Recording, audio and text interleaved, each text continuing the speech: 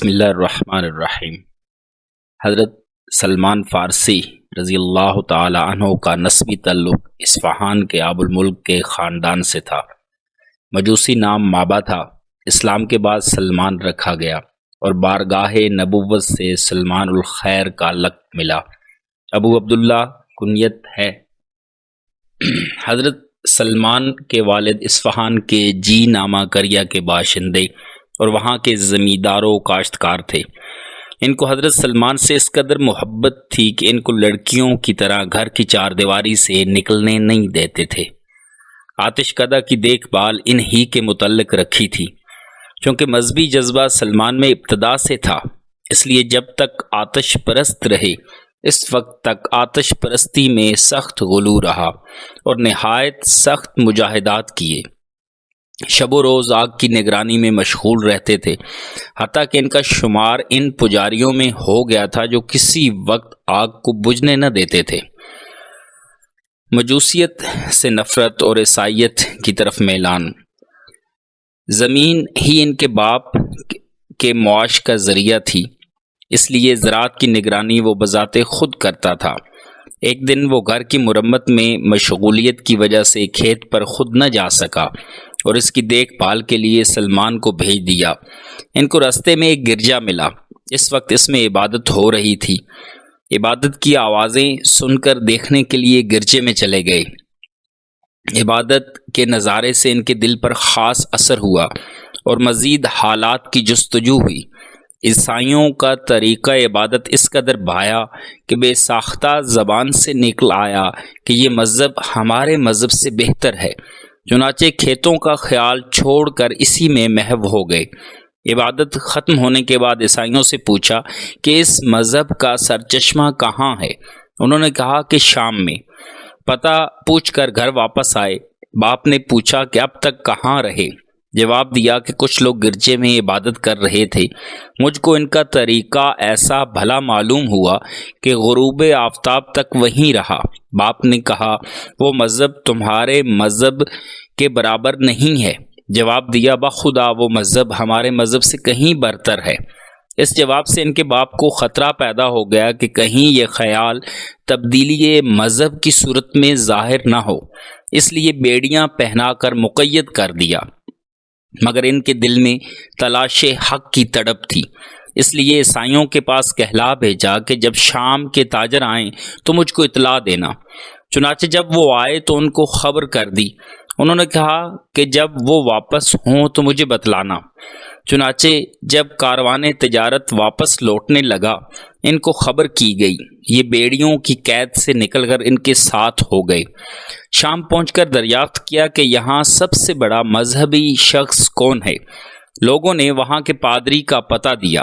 اس سے جا کر کہا کہ مجھ کو تمہارا مذہب بہت پسند ہے، اس لیے میں چاہتا ہوں کہ تمہارے پاس رہ کر مذہبی تعلیم حاصل کروں اور مجھ کو اس مذہب میں داخل کرو۔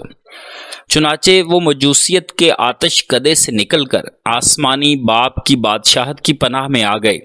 مگر یہ پادری بہت بد کردار اور بد اخلاق تھا، لوگوں کو صدقہ کرنے کی تلقین کرتا اور جب اس کے قبضے میں آ جاتا تو فقراء اور مساکین کو دینے کے بجائے خود لے لیتا، حتیٰ کہ سونے اور چاندی کے 7 مٹکے اس کے پاس جمع ہو گئے تھے۔ حضرت سلمان رضی اللہ تعالی عنہ اس کی حرص کو دیکھ کر پیچ و تاب کھاتے تھے، مگر زبان سے کچھ نہ کہہ سکے تھے۔ اتفاق سے وہ مر گیا۔ عیسائی شان و شوکت سے اس کی تجہیز و تکفین کرنے کو جمع ہو گئے۔ اس وقت انہوں نے سارا اعمال نامہ ان لوگوں کے سامنے کھول کر رکھ دیا۔ انہوں نے ان کو لے جا کر ان کے پاس کھڑا کر دیا۔ تلاشی لی گئی تو واقعی 7 مٹکے سونے چاندی سے بھرے ہوئے برآمد ہوئے۔ عیسائیوں نے اس کی سزا میں دفن کرنے کے بجائے اس کی نعش کو صلیب پر لٹکا کر سنگسار کیا۔ اس کی جگہ دوسرا پادری مقرر ہوا۔ یہ بڑا عابد و زاہد اور تارک الدنیا تھا، شب و روز عبادت الہی میں مشغول رہتا۔ سلمان اس سے بہت مانوس ہو گئے اور دلی محبت کرنے لگے اور آخر تک اس کی صحبت سے فیض یاب ہوتے رہے۔ جب اس کی موت کا وقت قریب آیا تو اس سے کہا کہ میں آپ کے پاس اتنے عرصے سے نہایت لطف و محبت کے ساتھ رہا، آپ کا وقت آخر ہے، اس لیے آئندہ کے لیے مجھ کو کیا ہدایت اس نے کہا میرے علم میں کوئی ایسا عیسائی نہیں جو مذہب عیسوی کا سچا پیروکار ہو۔ سچے لوگ مر کھپ گئے اور موجودہ عیسائیوں نے مذہب کو بہت کچھ بدل دیا ہے، بلکہ بہت سے اصول تو سرے سے چھوڑ ہی دیے ہیں۔ ہاں، موصل میں فلاں شخص ہے جو دین حق کا سچا پیروکار ہے، تم جا کر اس سے ملاقات کرنا۔ اس پادری کی موت کے بعد حق کی جستجو میں وہ موصل پہنچے اور تلاش کر کے اس سے ملے اور اپنا واقعہ بیان کیا کہ فلاں پادری نے مجھ کو ہدایت کی تھی کہ آپ کے یہاں ابھی تک حق کا سر چشمہ ابلتا ہے اور میں آپ سے مل کر اپنی تشنگی دور کرنا چاہتا ہوں۔ اس نے ان کو ٹھہرا لیا۔ پہلے پادری کی رائے کے مطابق یہ پادری در حقیقت بڑا متقی اور پاک باز تھا، اس لیے انہوں نے اس کے پاس مستقل قیام کر لیا، مگر تھوڑے دنوں کے بعد اس کا وقت بھی آ گیا۔ آئندہ کے متعلق حضرت سلمان رضی اللہ تعالی عنہ نے اس سے بھی وصیت کی خواہش کی۔ اس نے نصیبین میں ایک شخص کا پتہ بتایا۔ چنانچہ اس کی موت کے بعد آپ نصیبین پہنچے اور اس پادری سے مل کر دوسرے پادری کی وصیت بتلائی۔ یہ پادری بھی پہلے دونوں پادریوں کی طرح بڑا عابد و زاہد تھا۔ سلمان یہاں مقیم ہو کر اس سے روحانی تسکین حاصل کرنے لگے۔ ابھی کچھ ہی دن اس کی صحبت سے فیض اٹھایا تھا کہ اس کا وقت بھی آخر ہو گیا۔ حضرت سلمان رضی اللہ تعالی عنہ نے گزشتہ پادریوں کی طرح اس سے بھی آئندہ کے متعلق مشورہ طلب کیا۔ اس نے اموریہ میں گوہر مقصود کا پتہ دیا۔ چنانچہ اس کی موت کے بعد انہوں نے اموریہ کا سفر کیا اور وہاں کے پادری سے مل کر پیام سنایا اور اس کے پاس مقیم ہو گئے۔ کچھ بکریاں خرید لیں، اس سے مادی غذا حاصل کرتے تھے اور صبر و شکر کے ساتھ روحانی غذا پادری سے حاصل کرنے لگے۔ جب اس کا پیمانہ حیات بھی لبریز ہو گیا تو حضرت سلمان رضی اللہ تعالی عنہ نے اپنی سرگزشت سنائی کہ اتنے مراتب طے کرتا ہوا آپ کے پاس پہنچا تھا۔ آپ بھی آخرت کا سفر کرنے کو آمادہ ہیں، اس لیے میرا کوئی سامان کرتے جائیے۔ اس نے کہا بیٹا، میں تمہارے لیے کیا سامان کروں؟ آج دنیا میں کوئی شخص ایسا باقی نہیں ہے کہ جس سے ملنے کا میں تمہیں مشورہ دوں۔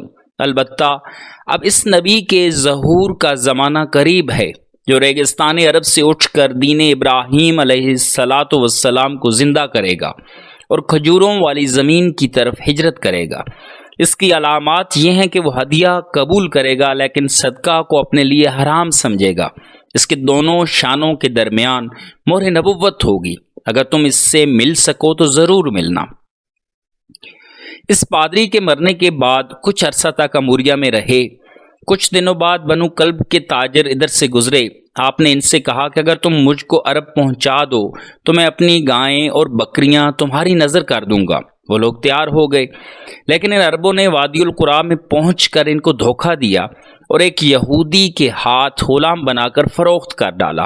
کھجور کے درخت نظر آئے تو آس بندی کہ شاید یہی وہ منزل مقصود ہے جس کا پادری نے پتہ دیا تھا۔ تھوڑے دن قیام کیا تو یہ امید بھی منقطع ہو گئی۔ ان کے آقا کا چچا زاد بھائی مدینہ سے آیا۔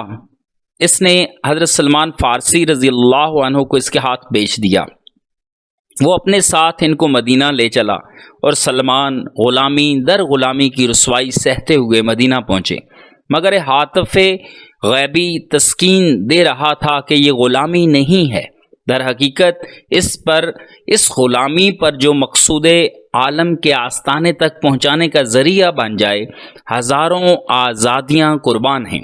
جوں جوں محبوب کی منزل قریب آتی جاتی تھی، کشش بڑھتی جاتی تھی اور آثار و علامات بتاتے تھے کہ شاید مقصود کی جلوہ گاہ یہی ہے۔ اب ان کو پورا یقین ہو گیا اور دیدار جمال کی آرزو میں یہاں دن کاٹنے لگے۔ اس وقت آفتاب رسالت مکہ پر تو چمک چکا تھا، لیکن ظلم و ستم کے بادلوں میں چھپا تھا۔ سلمان رضی اللہ تعالی عنہ کو آقا کی خدمت سے اتنا وقت نہ ملتا کہ خود اس کا پتہ لگاتے۔ آخر انتظار کرتے کرتے وہ روز مسعود بھی آ گیا کہ مکہ کا آفتاب عالم مدینہ کے افق پر طلوع ہوا۔ حرمان نصیب سلمان کی شب ہجر تمام ہوئی اور صبح امید کا اجالا پھوٹا، یعنی سرکار دو عالم صلی اللہ علیہ وآلہ وسلم ہجرت کر کے مدینہ تشریف لائے۔ سلمان کھجور کے درخت پر چڑھے ہوئے کچھ درست کر رہے تھے اور آقا نیچے بیٹھا اس کے چچا زاد بھائی نے آ کر کہا کہ خدا بنی کیلا کو غارت کرے، سب کے سب قباء میں ایک شخص کے پاس جمع ہیں جو مکہ سے آیا ہے، یہ لوگ اس کو نبی سمجھتے ہیں۔ سلمان کے کانوں تک اس خبر کا پہنچنا تھا کہ ضبط باقی نہ رہا، صبر کا دامن چھوٹ گیا، بدن میں سنسناہٹ پیدا ہو گئی اور قریب تھا کہ کھجور کے درخت سے فرش زمین پر آ جائیں۔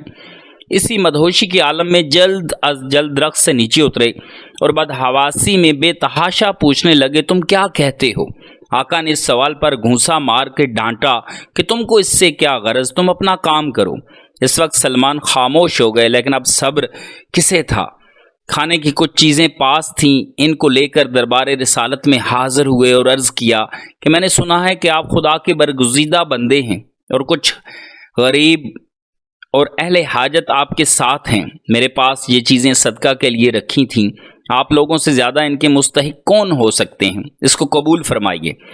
حضرت صلی اللہ علیہ وسلم نے دوسرے لوگوں کو کھانے کا حکم دیا مگر خود نوش نہ فرمایا۔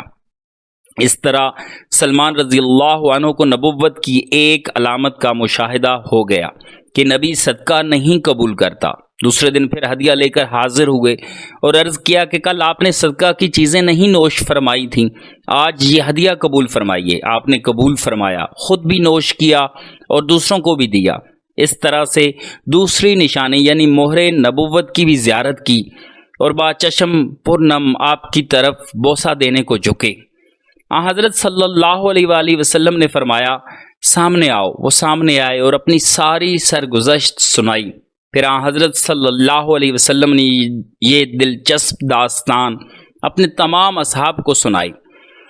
حضرت سلمان رضی اللہ عنہ جب اپنا گوہر مقصود پا چکے تو اس دولت کو اپنے دل کے خزانے میں رکھ کر آقا کے گھر واپس آئے۔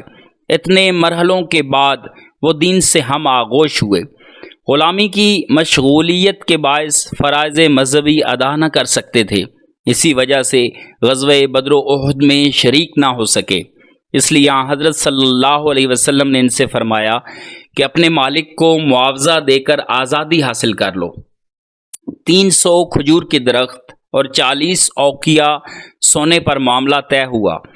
حضرت صلی اللہ علیہ وسلم نے عام مسلمانوں سے سفارش کی کہ اپنے بھائی کی مدد کرو۔ سب نے حسب حیثیت کھجور کے درخت دیے۔ اس طریقے سے 300 درخت ان کو مل گئے اور حضرت صلی اللہ علیہ وسلم کی مدد سے ان کو بٹھایا اور زمین وغیرہ ہموار کر کے ایک شرط پوری کر دی۔ اب سونے کی ادائیگی باقی رہ گئی، اس کا سامان بھی خدا نے کر دیا۔ حضرت صلی اللہ علیہ وآلہ وسلم کو کسی غزوہ میں مرغی کے بیضہ کے برابر سونا مل گیا، آپ نے سلمان کو دے دیا۔ یہ وزن میں ٹھیک 40 اوقیات تھا۔ اس سے گلو خلاصی حاصل کی اور حضرت صلی اللہ علیہ وسلم کی خدمت میں رہنے لگے۔ اللہ تبارک و تعالی ہمیں اصحاب محمد الرسول اللہ صلی اللہ علیہ وسلم کے نقش قدم پہ چلنے کی توفیق و ہمت عطا فرمائے، آمین یا رب العالمین۔